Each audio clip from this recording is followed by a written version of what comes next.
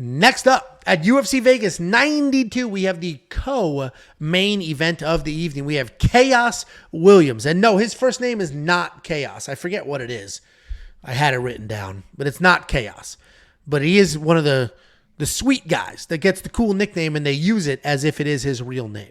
And he's taking on Carlston Harris. Carlston is his real name, and that is not a cool name. Khaos Williams, 14-3 in his career, 3-2 in his last 5, coming off the close win over Rolando Bedoya. He's taking on Carlston Harris, 19-5 overall, 4-1 in his last 5. He's coming off that late submission win over Jeremiah Wells.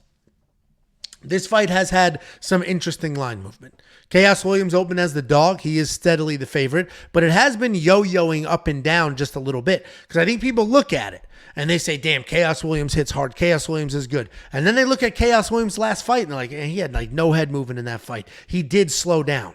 Yeah, but he's still powerful. They look at Carlston Harris and they're like, this is a well-rounded guy. He's got power in his hands. He just submitted Jeremiah Wells. And they're like, yeah, but he was losing that entire fight until he turned the tides. So I get the line movement. I get the odds yo-yoing a little bit. Khaos Williams is always fun to watch. He's never in a boring fight. He's going to walk you down, throw a ton of power, solid low kicks. He'll use those low kicks to take out his opponent's legs, slow them down, and then he'll come up the head looking for a knockout. I mentioned he's coming off that that win to Rolando Bedoya. That was a split decision, razor-thin decision over Rolando.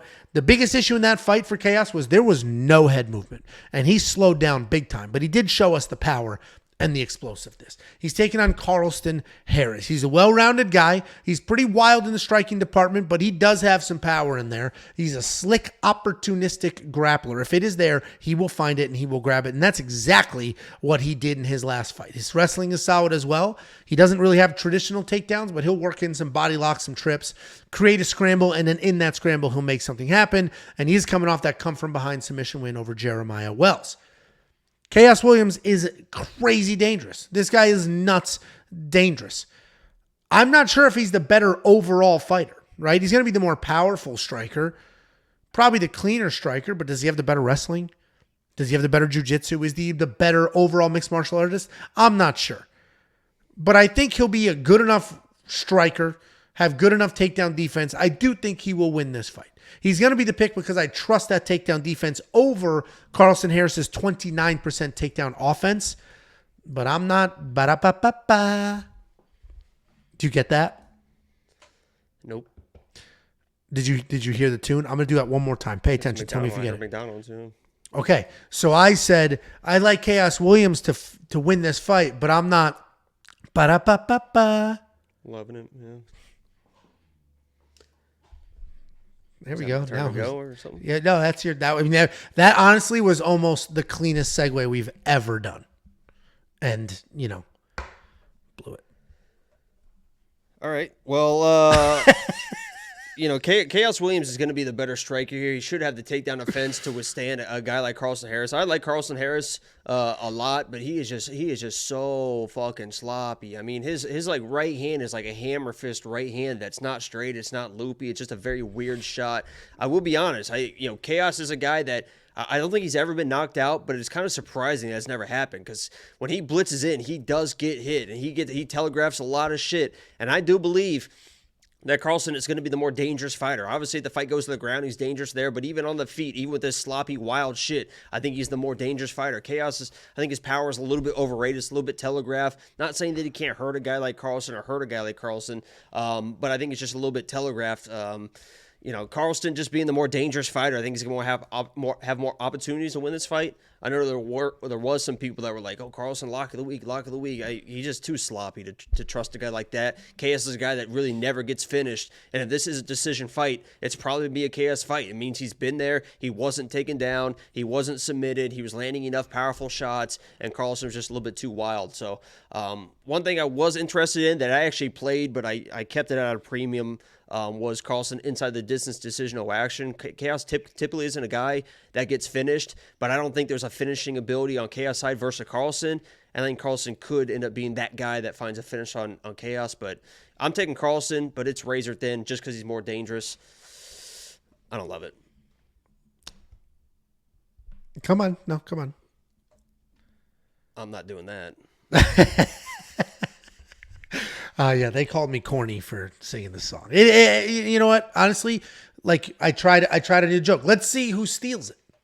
I tried the joke. I thought it was ba-da-ba-ba-ba. Anyway, Khaos Williams, $8,200 in DraftKings, $8,000 for Carlston Harris. Man, definitely pick your side. Khaos isn't going to be shooting. You kind of need takedowns here. You kind of need takedowns to score pretty well. Carlston Harris is an elderly gentleman. He's chilling at 36. He's looking 46. I do think Khaos Williams wins. $8,200 is such an enticing price. It's like right there for me to grab it. And you know what? Maybe Khaos just looked bad in that last fight because Rolando Bedoya is such a savage. Maybe that's why Khaos didn't look very good in that fight. You going to touch the DraftKings here on either side? Not for me. Not this one. Yeah, it is. It does suck because they're just so affordable. A guy as dangerous as Khaos Williams at this price point. But it is tricky. If you do want to check out everything that we're doing for DraftKings, see all the picks, all the bets, the FanDuel content, the Prize Picks content, the Underdog Fantasy content, everything that we do, Running Mouth MMA, Artem, the Artificial Intelligence, it is all in one beautiful package of only $10 for an entire month. UFC 302 is the next event that will be included in your package. WeWantPicks.com, click Become a Member. It's only $10 for an entire month.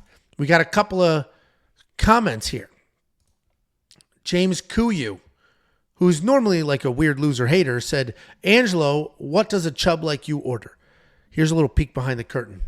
You fucking loser. So here is my go-to McDonald's order. Okay, listen, I'm losing weight. I'm training a lot.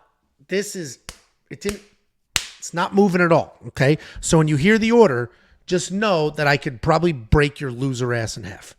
You're either fat or skinny. There's no in between. My go-to McDonald's order is a large number one with an extra patty and extra slice of cheese. And my neighbors absolutely laugh in my face when they hear that. But Big Macs are small. Dude, a double Whopper is bigger than a Big Mac. You agree with that statement? I've never had a Big Mac.